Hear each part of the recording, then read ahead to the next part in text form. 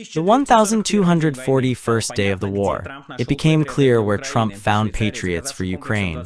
The Swiss, who ordered the complexes in 1922, will have to wait. The patriots will go to the countries that are ready to hand over their own complexes to Ukraine now. The scheme, without irony this time, is as reliable as a Swiss watch. It remains only to select participants. Also, Ukraine and the United States are preparing a mega deal on drones. America wants to create cheap drones, and Ukraine knows how to do this best in the world and is ready to teach this to the United States. The American general promised to wipe Kaliningrad off the face of the earth. In fact, he did not. His speech was overdue by the media. However, Chris Donahue said that in case of anything, he would break Russian air defense in Kaliningrad with strikes from the ground for a few hours. And this is not an empty threat. He personally helped to do the same thing with the Russian army in Ukraine. Ukrainian troops successfully counterattack in Sumy, so successful that the Russian Air Force bombed villages where Russian military were sitting a couple of days ago. And under the threat of encirclement, now there is another group of RF fighters in the direction. But in the Donetsk region, the situation is worse. Russian troops approach the borders of the Pokrovsk region in the south of the region and threaten the encirclement of Pokrovsk. Although it will take at least many more months in the best scenario for Russia, Ukraine continues to attack the BPP objects. The night before, there was a drone raid in Moscow and the Moscow region. There were many shots of Ukrainian drones flying. The Russian side was considered to have been beaten, but what was really beaten and what was not, we will find out in the near future. In the Tula region, the chemical plant Shakhanuzat stopped operation after the night attack of the BPP. At least 4 drones were hit by the Voznik Patriot plant, the sources of the island in the Russian Ministry of State reported. Russian troops are suffering huge losses. Now there is also a documental confirmation of this. Some brigades of the 41st Army have updated the composition several times. For this reason, including in the bad preparation of replenishment in the Z channel, it is explained that not a single Russian commander wants one of the subordinates to be smarter and more capable than he himself. Well, relatives of Russian fighters continue to knock on the door in search of a payment, which they go somewhere on paper, but definitely not to them. The fighters themselves lie on the alias of heroes, surrounded by garbage and literally beep, a deserved end for the fascist occupation army. About this and much more in today's fresh summary, which you can support with your like, comments, and subscription to the channel. Subscriptions are especially important for YouTube algorithms, so don't forget to click on this button. Well, you can support the channel financially on Patreon, the link to which is in the description, and by buying an NVPN, a means to bypass blockages that allows you to bypass blockages, watch YouTube at a normal speed, use Twitter, Instagram in the future.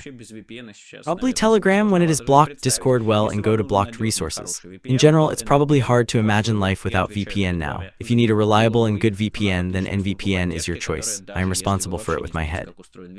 We have an excellent support service which, even if you do not know at all how VPN is arranged, how it works, for 3 letters, they will take you by the pen and help you figure it out so that you just start working and you do not have to think about which sites will be opened, which will not. All will be opened. Spider-Man VPN by the link in the description. Buy this VPN. You also support the release of new videos on this channel. Well, we move on. Finally, it became clear where the Patriots promised to Trump in Ukraine will come from, where he took the number of 17 complexes. The Ministry of Defense, Civil Defense and Sports of Switzerland reported the delay in the delivery of 5 ZRK of this type, ordered in 1922. Instead of Switzerland, the systems will be transferred to countries that will put their own ZRK in Ukraine. Initially, it was assumed that the systems would be put in Switzerland in 1927-1928. In the document of the U.S. State Department, 17 launchers were indicated about the approval of the deal. Unfortunately, not complexes, but 5 ZRKs are still a lot if you take into account that in previous years. Europe and the United States with joint efforts have given Ukraine only 7 complexes and 6 additional launchers to them, according to this version of the Oryx project. In fact, how should the scheme work? At the next meeting, which the NATO countries have already appointed, they will find 5 people who want to give air defense systems to Ukraine to receive them back in 2-3 years, but already made again in the United States. These deliveries should be paid by a European partner. In fact, such a scheme has already been used in Romania, which gave Ukraine its only Patriot last year, and soon the United States and Norway agreed to order new air defense systems for Romania in exchange for the previous one. Let's see if we can scale this scheme, but for now everything looks very reliable. Chancellor of Germany Friedrich Merz, our elephant, stated that the delivery of Ukraine's Patriot anti-aircraft missile complexes will take time and can stretch for several weeks. Bloomberg's agency reports on this, and I say this with joy because this is a rather short term. Our defense ministers are discussing, he said, how can Patriot be organized in the shortest time, but the system needs not only to be delivered, but also to be stopped. This is a question of not hours, but days and weeks, MERS noted on Thursday.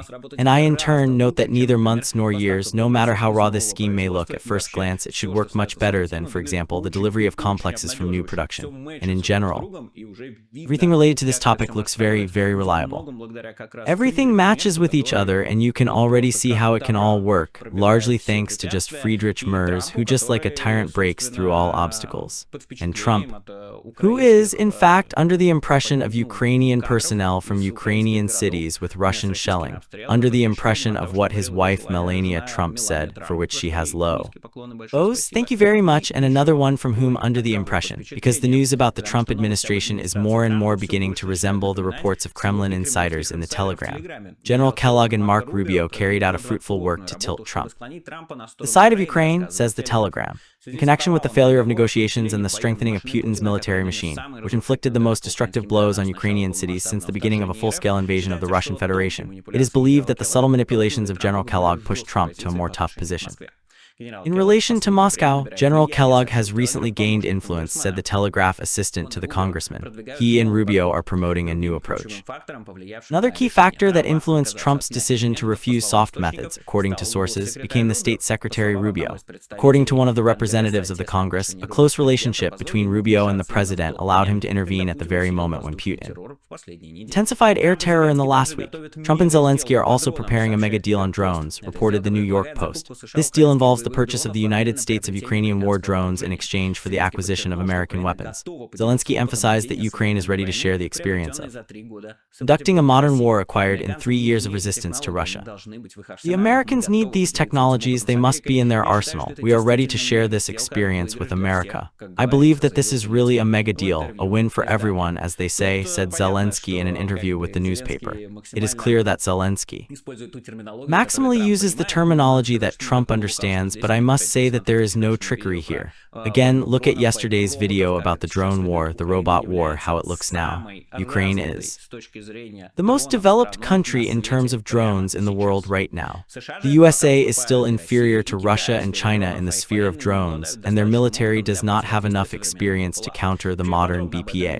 In general, I did not tell you about this in detail, there was no reason, but the USA seriously started the race for low-cost drones. In fact, the defense minister said about this in a rather pious video, and those who are smarter are already tired of the content of the corresponding order, which, for example, launches the purchase of drones to the level of battalions. That is, the United States immediately goes to the system that recommended itself in Ukraine, which I talked about in my video about the drone line. The only thing that the United States lacks now is technology. For example, the drone that brings the hex of this leaflet in this video with the order is the Skydio X-10D, which costs tens of thousands of dollars, something like 39, many times more than the conventional Mavic or FPV drone, and many, when they started to write about it, they say, well, listen, this is another type of drone, it should cost so much, that is, it is a justified price.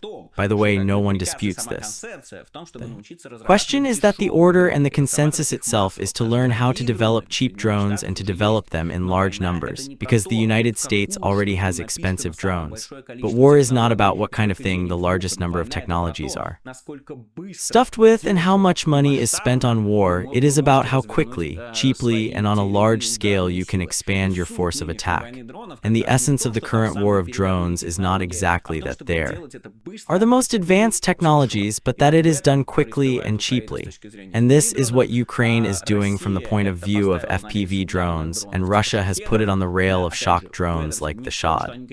Again, it is not that they are some kind of super technological, but that they are cheap and can be scaled. Well, how are they relatively cheap?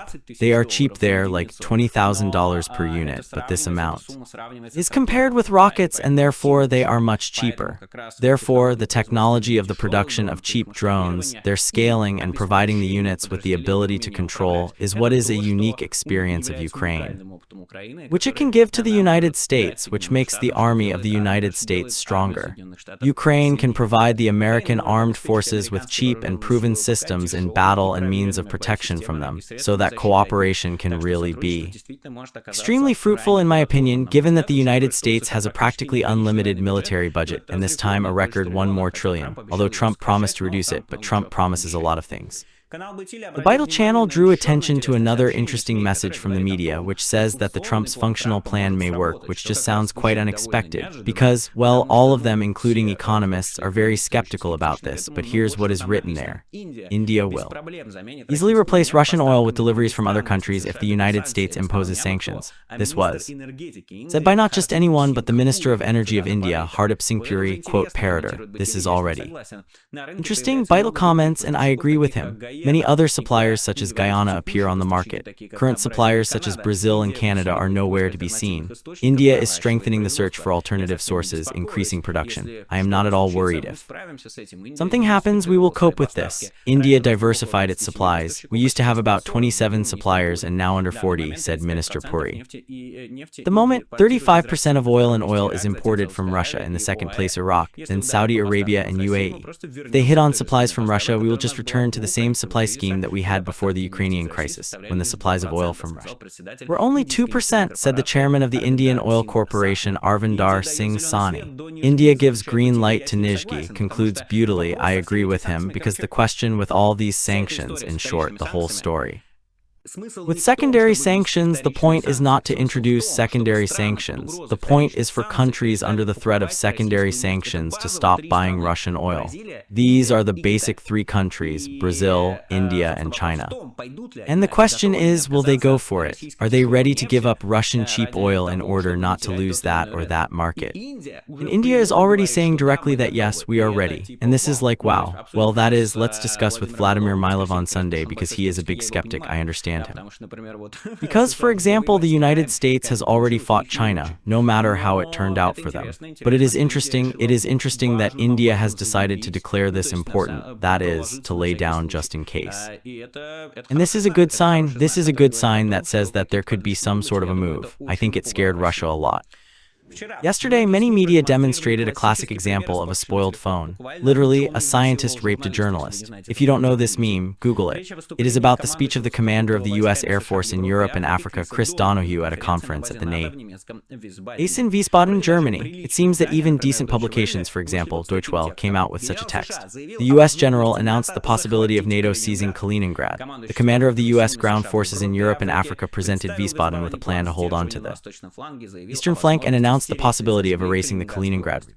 In the face of the earth, all this refers to the American edition of Defense 1, where, as you have already guessed, there's no plan to bomb Kaliningrad into the Stone Age. The American general speaks in a completely different way about the plans of defense of the eastern flank of NATO, which are being developed and undergone changes, taking into account the war in Ukraine. In particular, Donahue said the following quote about Defense 1, "The land domain does not lose its importance, it becomes even more important. Now you can suppress 8WD, the zone of limitations and prohibition of access and maneuver from the ground. This term means the PVO zones within which the fly will allegedly not fly through. Now you can establish control over the sea from the ground. We observe all these processes in Ukraine," Donahue said. What does it mean? What did the journalists misunderstand? He, for example, noted about the Kaliningrad region that this territory is about 47 miles wide, completely surrounded by NATO, and now the U.S. Army and its allies have the opportunity to suppress the Kaliningrad Zone A to AD from the ground in such terms, which used to seem impossible. Faster than we could ever do it, Donahue said. That is, in fact, this story is even more interesting than some non-existent plan to destroy Kaliningrad.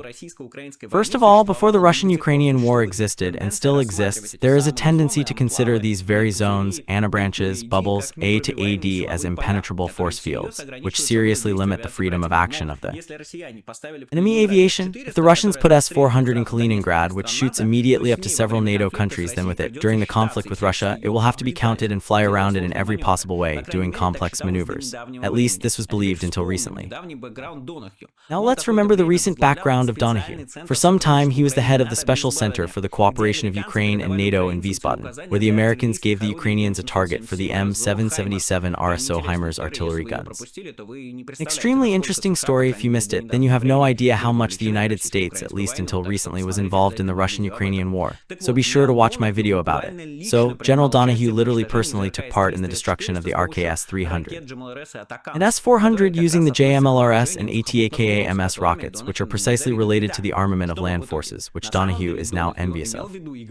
So, in the end, in fact, Donahue meant and said that the Kaliningrad region is being shot through with these very rockets, so that in the event of a direct conflict between Russia and NATO, the famous A2AD bubble over Kaliningrad and its surroundings will collapse literally in a matter of hours, if not minutes. It is enough only to take out the American or, for example, Polish HIMARS and put the coordinates of the CPSU received from the American intelligence into it, a procedure worked out in Ukraine until automatism. So this story is about what an invaluable experience NATO, in general, and the USA, in particular, took from the Russian-Ukrainian war, and the residents of the Kaliningrad region can sleep peacefully, only preferably not in the immediate vicinity of the CPSU positional areas. So no American general has promised to destroy Kaliningrad. This is once again a title that completely incorrectly conveys the essence of the saying. Well, what is definitely true and in fact and in form is the help of the Ukrainian army. We continue to close the collection for the Ukrainian military, because these are the people who right here and now risk and give their lives in order to defend their country, their relatives and loved ones, in order to stop Russian occupiers and aggressors. And now the Ukrainian army is very difficult. You see it yourself. We will talk about it today in the Pokrovsk direction in particular. There's a problem in Zaporozhye. Well, not a problem, but there are threats in Zaporozhye. Let's call it that. In short, Russia is making a large-scale offensive, so now the help of the Ukrainian army is incredibly important, and therefore the next assembly that we will try to close is the assembly for the 113th Battalion of the 110th TRO, and here is, in fact, an appeal to you from the military themselves. We are a fire support company of the 113th Battalion of the 110th Brigade of the TRO. We are in the Zaporozhye direction. Dear friends, now we are opening a collection of the necessary things for life, which will significantly enhance the safety and effectiveness of our work. We need a night vision device, RAP equipment, and a car. Having these things, we will have an advantage in the nighttime, protection from enemy attacks, mobility, and quick reaction. Therefore, we appeal to you for help in the collection of RAP equipment and a car. We especially ask the subscribers of Nacke who help us with solving these problems more than once. Glory to Ukraine, glory to Ukraine. We have helped you many times, for which they are very grateful to you and ask you to help them this time as well. Here is the QR code for the monobank in the description of the monobank. PayPal and USDT TRC20, that is, cryptocurrency. Let's help together to provide the fighters with the opportunity to protect themselves, their relatives and loved ones, their country, and in fact, in order to win this war. All links are in the description, and we move on. Europe helps Ukraine not only to pay for Trump's initiatives. Belgium has invested 140 million euros in the International Fund for the Enhancement of Air Defense in Ukraine. This was stated by the Minister of Defense Theo Franken, reports the Belgian newspaper HNA. During a speech in Parliament, the head of the Defense Department said that this year the government is allocating 140 million euros for the project to support the Ukrainian PBO on the request of foreign ministers and the defense of Germany. He added that the Belgian Air Force is ready to use military transport aircraft A400M for logistical support of the initiative. The initiative, founded in Germany, is aimed at mobilizing the financial resources of the EU and NATO countries, including Belgium, Canada, the Netherlands, Denmark, Lithuania, Norway, and France. It allowed to quickly provide Ukraine with effective PVO and PRO systems, not due to long production, but thanks to the rapid supply of the already existing weapon systems and the stock of the country's participants. In addition, the project coordinates the financing of purchases through intergovernmental contracts. The activities of the pro-Russian hacker group, named 57, which is responsible for the numerous attacks on critically important infrastructure, including electricity and public transport across Europe, have come to light in the press service of the 12 countries. It is reported on the site of the European Union Agency for Cooperation in the Department of Criminal Justice. During the joint operation of 10 countries, including Switzerland, the United States, and also Europol and Eurasia, a botnet was blocked, namely 57, which used hundreds of computer systems around the world. Also, Eurasia reported that a total of 7 orders were issued for arrest. Germany issued 6 of them, including in relation to the main suspects living in Russia. The FRG was attacked by a hacker group 14 times.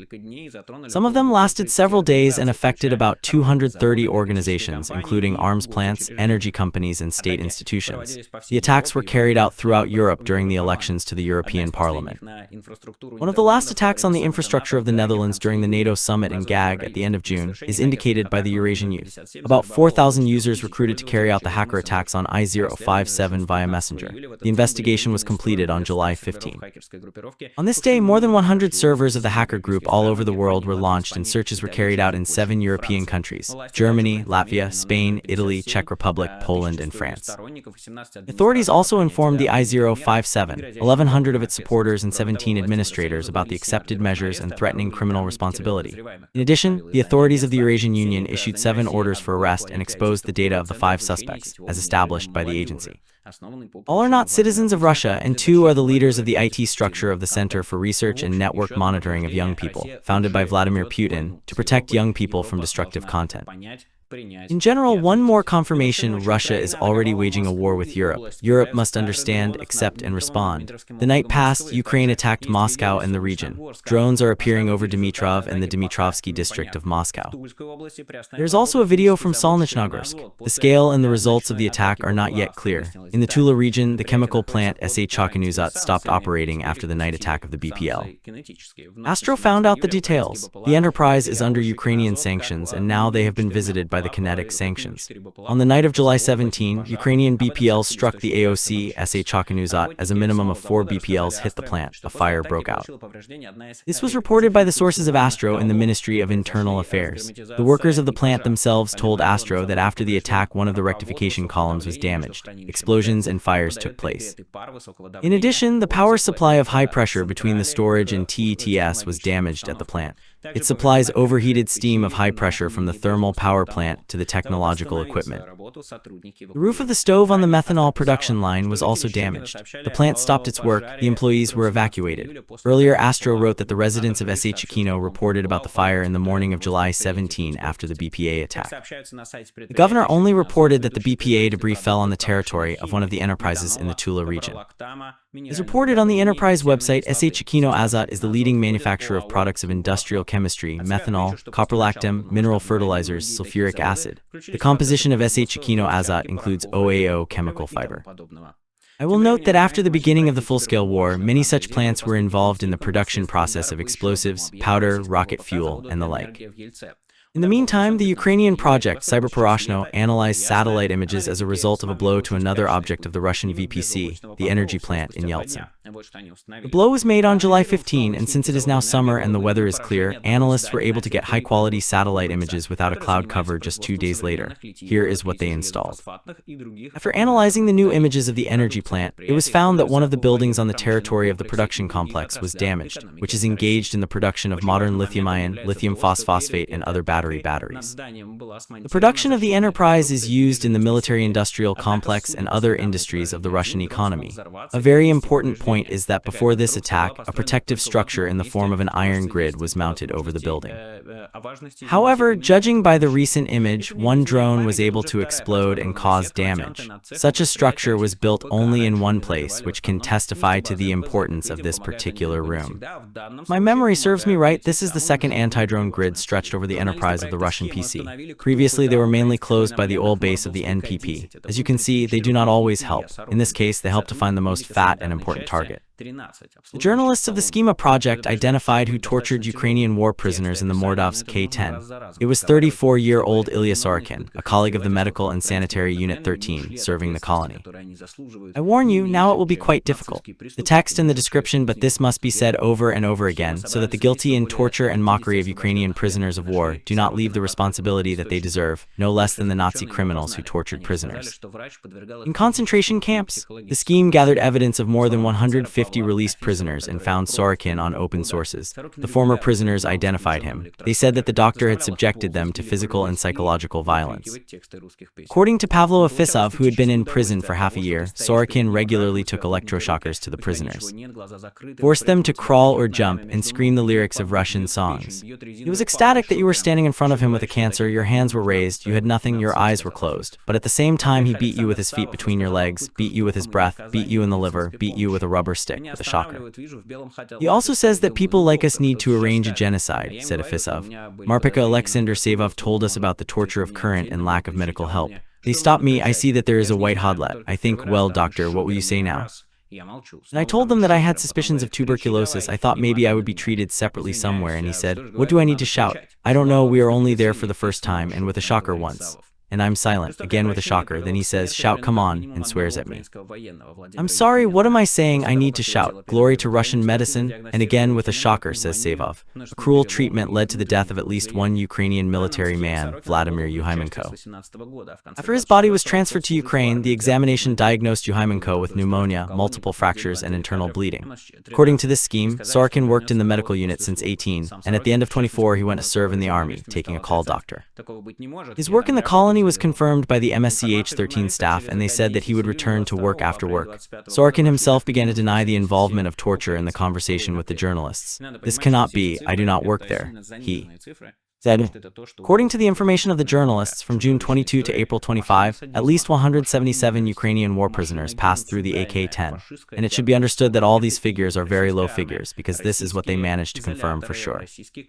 A monstrous story of a sadist machine, a hate machine, a genocidal machine, fascist, and occupation. This is the Russian army, Russian insulators, Russian colonies, where prisoners of war are held.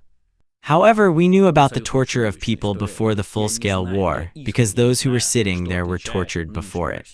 An absolutely monstrous story. I mean, I don't know, I sincerely don't know who distinguishes the current Russian army, the Russian system, from the Nazi one. It's the same, yes, the scale is smaller because the possibilities are smaller, but they do absolutely the same thing and do nothing to prevent it, but rather encourage it. Because if you read Dmitry Medvedev, listened to Vladimir Putin's speeches, all the same genocidal patterns, calls for the destruction of the country, calls for the destruction of cities, it's all in their words. And if you read Hitler's speech and Putin's speech, it's generally very difficult to find any differences. Russia is not just a fascist, Russia is a Nazi. And this is not a metaphor or a comparison, this is a fact. Indeed, Russia has become indistinguishable from Nazi Germany from the point of view of the perception of people, their rights, repressions. Yes, only the scales differ, but not because Russia would not want them to be larger, but because Russia simply does not have the opportunity for this. And now let's move on to the front line, where Russia also has problems with the fact that opportunities do not meet the wishes. The Ukrainian military supervisor Konstantin Mashavets says that the fighters of the Ukrainian Defense Force forced the Russian military to retreat from Kondratovka in the Sumy region and settle in the center of the village. It should be noted here that during the occupied Twitter, Russian airstrikes were not only in the vicinity of Kondratovka or Kondratovka, but also in the village itself, which indirectly confirms the Ukrainian control over the area. In the area of the neighboring Alexivka, according to Mashavets, a part of Russian armed forces is captured from the flanks, but they hold positions and even try to attack. He also reports that the actions of the Russian units on this site suffered heavy losses and lost their combat ability, and the Ukrainian incursions in the direction of Vorchino, Novonikolaevka, and Vostochny Alexivka put them under threat of encirclement. Russian troops, in turn, try to go to the rear of the incursion by the Ukrainian detachment, and the east is still storming Yanukovka, where they managed to advance by 150 meters in the last 3 days. State records progress of Russian armed forces in the area of Peshchanov to the south of Pokrovsk in the direction of the city. An analytic under the nickname Klemen Malin writes about the deterioration of the general situation near Pokrovsk.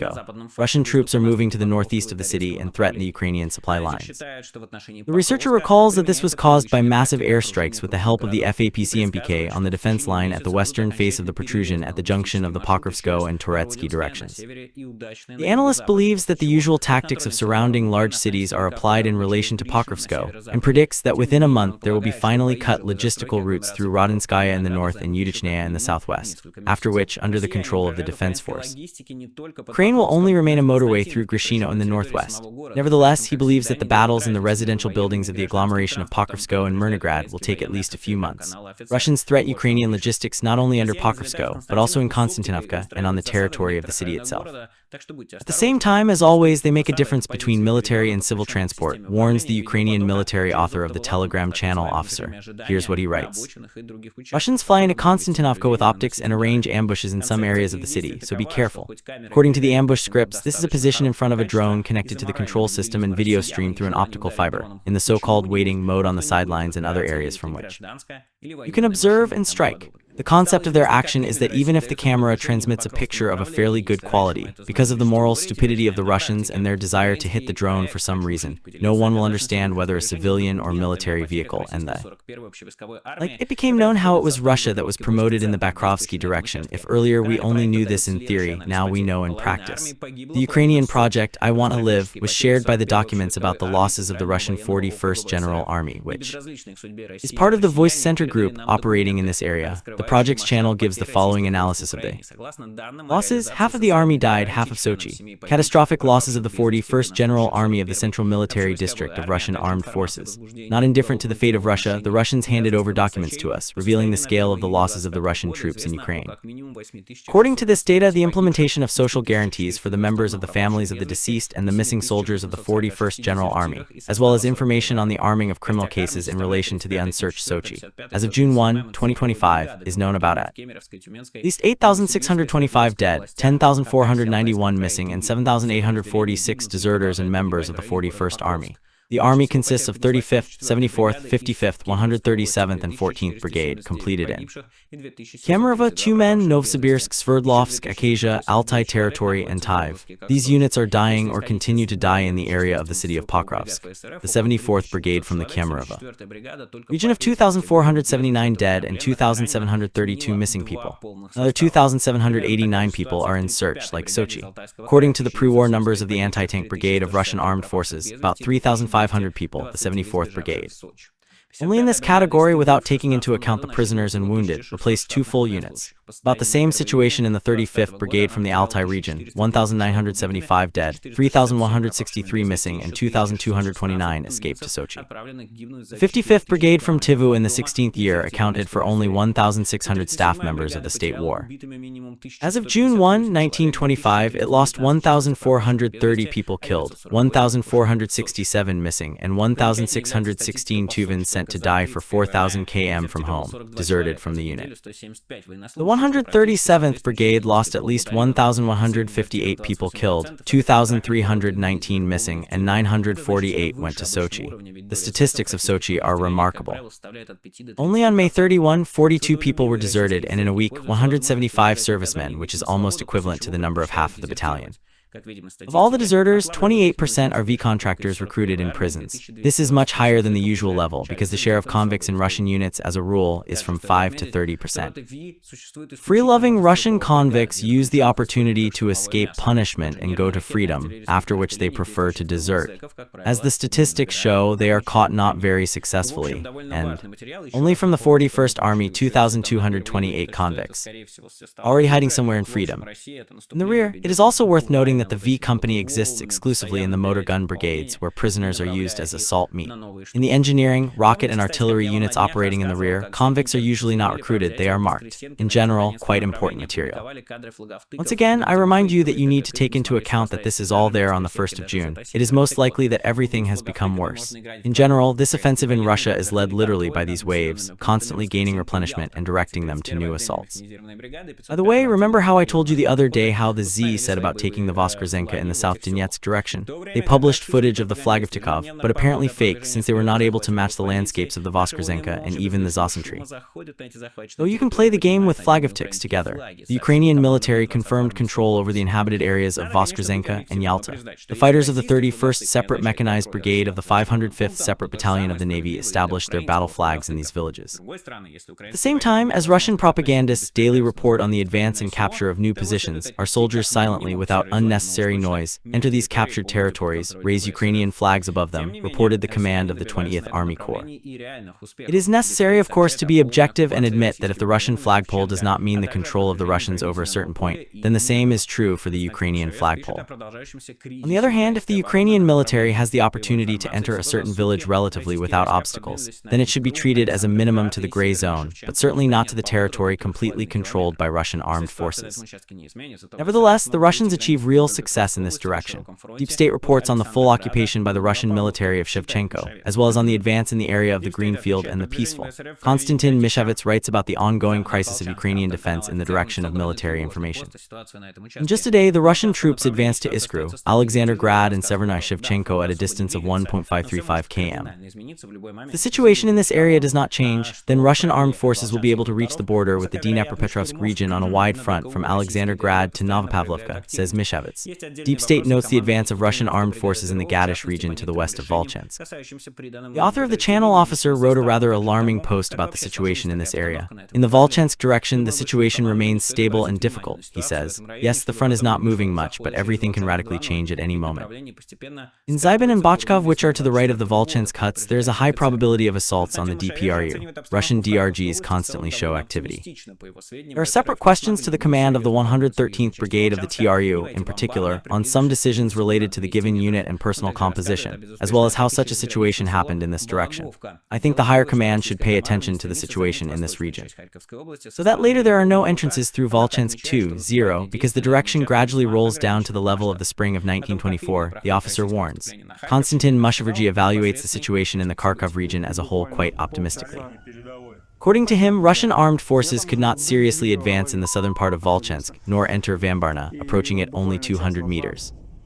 He also talks about an unsuccessful attack across the border on the village of Balagovka, and makes the conclusion that the Russian command seeks to occupy the eastern part of the Kharkov region from the side of the Great Burlak. However, it is noted that the offensive actions on this site are very limited in scale.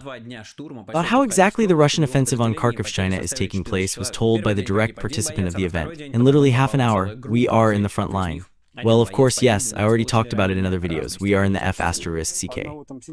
And literally an hour ago, we had a F***CK. Yes, a bad situation. How many people? 12, right? 12, 12, 301, 200. You just reported that in 2 days of assault on the village in the Kharkov region, 14 people were injured in its division. On the first day, 1 fighter died, and on the second day, a whole group of scouts from them got under fire. 1 fighter died, 12 people were injured of a different degree of gravity. One of them was badly injured, his fingers flew up. One of the fighters noted that in this direction the enemy gives a strong resistance, which ultimately affects the losses. Konstantin Mishevets talks about the problems that the Russian Third Army, the former Second Army Corps of the People's Militia of the LPR, experiences when attacking Siversk. In particular, they have not yet managed to take Grigorivka, and parts of the Ukrainian Defense Force successfully counterattack the south of this settlement. In addition, according to his information, Russian armed forces has not succeeded in attacking the outpost and holds the recently occupied Verkhnya Kamenskaya not quite confidently. In my video about the record losses in Russian armed forces, over the past few months, I have mentioned the poor preparation of the newcomers as one of the main reasons for these losses. So Ivan Filipov, the author of the channel On the Western Front Without Change, found an interesting post on the Partisan Z channel where the reasons for this phenomenon are not obvious at first glance. That's what the Zetnik wrote about it. Combat training? No, you haven't heard about it. It's the 4th year of the war. To put it mildly, there is no development and improvement of combat training in the troops sent to the front, even vice versa. Our cadets often ask what the reason is. Let's take a look at some of them. First, in the trained units, management is often lost. It is incredible, but the fact is that the unit that has undergone serious training with instructors who have combat experience is not always ready to carry out the self-killing, ineffective orders of incompetent commanders. People begin to think, ask questions, do not believe in stupid authority. A problem. Second, officers consider it below their dignity to carry out training with soldiers. As a result, they are not prepared for this. The analysis of the results of the training are not carried out, the personnel does not work, the authority does not earn. It is not always possible to find a competent instructor, and someone does not want to trust the unit. Third, as in the Arab armies, knowledge is authority. I know I need, I am the main. If everyone knows why, then I will need. Fourth, surprisingly but still relevant question about training. Soldiers break their legs, shoot where they need, they are pressed by the equipment. Such a thing on the head will not iron. The main condition of not allowing training, the soldiers must sit in the barracks. Fifth, well, incompetence of the commander. During the course of classes, they immediately reveal themselves. From here, the result is the partisan. On the air is already the maximum regular rubric. The relatives of the dead and the scoundrels are not needed by anyone. This is what Ekaterina Simonova, the aunt of the dead fighter, says. I ask you to help me understand the current situation. Help me find the remains of my nephew, give him his land if he dies. There is still hope that he is alive, and also figure out who gets the money, which, in response to the investigation. Committee I received from September 27, 2024. Soninka Vladislav signed a contract on December 23. In March 24, he was sent to his service zone, served in the 19th Tank Regiment in the position of fireman of the assault company. On September 9, 1924, he disappeared in the area of the Kremlin settlement. Already in September, Ekaterina received an anonymous message, "And your nephew died." She immediately went to the military command. My aunt and mother all spread their arms. Nobody knows anything. They took all his data from me, like to make some requests. Then I was sent to another military command. There was also nothing known. They gave me the number of the unit. The woman tried to reach the military unit for a whole month. When they finally answered, they promised to call back, but no one called back. Naturally, no one called me, and no one began to talk to me. Later, a certain Polina began to call her, who demanded to provide documents on the composition of the family. When Ekaterina refused, reminding that all the documents were already in the military, threats began. Polina was joined by the commander of the unit, also with aggression. They opened me, to put it mildly, all non-sensorial armor, apparently, which only she knew, in the same form. And in general, they advised me not to call anywhere, sit straight, and not to go anywhere. Despite the pressure, the woman continued to seek the missing nephew. Official bodies, the prosecutor's office, the investigation committee, the military command, the administration of the president, the personal president in the electronic form. On March 25, she received a written response from the investigation committee. It was said that all necessary measures for the search for the nephew were taken, as well as that the financial satisfaction of 270924 is determined by Catherine in the established order. In general, as always, the problem is not in the deceased nephew, but in the absence of money that his relatives should pay for his body. These are the priorities. Well, a little more about the attitude towards the dead members of the SVO. The resident of the Limansky district of Astrakhan region wrote an appeal in which he expressed indignation at the state of prayer of the monuments of the participants of the SVO, according to his words. The local administration ignores the well-being of the territory where memorial planks are installed. The video shows that the memorial zone is covered with garbage, covered with dirt, and even stained with feces. The man claims that the administration does not carry out any cleaning work, despite the fact that it is about avenging the deceased landowners who have aged. It was exactly the same. It seems to me that no one cleaned it up at all, and this whole wreath is completely in beep. It remains only to pull it out, and that's it.